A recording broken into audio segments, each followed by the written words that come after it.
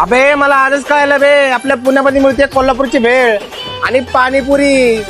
फक्त नाव कोल्हापुरी नाही तर माणूस पण कोल्हापुरी आहे आणि मटेरियल पण सगळं कोल्हापुरीच वापरतोय मी आणि कोल्हापुरातूनच आणतोय. अम्मो यांची भेळ खाल्ली असं वाटायला कोल्हापूरमध्ये आलो बे. आपल्या कोल्हापूरच्या गल्लीतली तीच भडंग भेळ, तीच चव आणि तेच मसाले घेऊन मी आता पुण्यात आलोय, तर ती चव चाखायला एकदा यायला लागतंय. Hello everyone. सो बेसिकली मी पुण्यातल्या खूप साऱ्या भेळ्स टेस्ट केलेल्या होत्या, पण नवीन काहीतरी ट्राय करण्यासाठी मी कोल्हापूर चाट हाऊसला व्हिजिट केली होती, जे की आपल्या सदाशिव पेठेत आहे.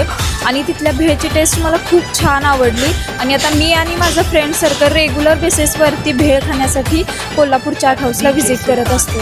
प्रवाने कसं सांगतो, तुम्हाला कोल्हापूरचा अनुभवायचे तर 250 किलोमीटर जायची गरज नाही. पुण्यामध्ये ज्ञानप्रबोधिनीजवळ तुम्ही तर या, कोल्हापूर चाट हाऊस खावा, भेल खावा, चाट खावा, त्यावेळी तुम्हाला समजणार येणार त्या 250 किलोमीटर चव इथं आपल्या पुण्यामध्ये आले. धन्यवाद. कोल्हापुरी भेळला पुणेकरांनी भरघोस प्रतिसाद दिलेला आहे.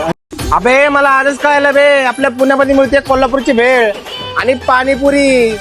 फक्त नाव कोल्हापुरी नाही तर माणूस पण कोल्हापुरी आहे आणि मटेरियल पण सगळं कोल्हापुरीच वापरतोय मी आणि कोल्हापुरातूनच आणतोय. अम्मो यांची भेळ खाल्ली असं वाटायला कोल्हापूरमध्ये आलो बे. आपल्या कोल्हापूरच्या गल्लीतली तीच भडंग भेळ, तीच चव आणि तेच मसाले घेऊन मी आता पुण्यात आलोय, तर ती चव चाखायला एकदा यायला लागतंय.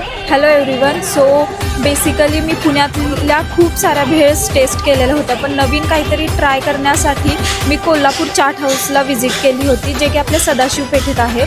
आणि तिथल्या भेळची टेस्ट मला खूप छान आवडली आणि आता मी आणि माझं फ्रेंड सर्कल रेग्युलर बेसिसवरती भेळ खाण्यासाठी कोल्हापूर चाट हाऊसला व्हिजिट करत असतो. प्रवाने कसं सांगतो, तुम्हाला कोल्हापूरचा अनुभवायचे तर 250 किलोमीटर जायची गरज नाही. पुण्यामध्ये ज्ञानप्रबोधिनीजवळ तुम्ही तर या, कोल्हापूर चाट हाऊस खावा, भेल खावा, चाट खावा, त्यावेळी तुम्हाला समजणार येणार त्या 250 किलोमीटर चव इथं आपल्या पुण्यामध्ये आले. धन्यवाद.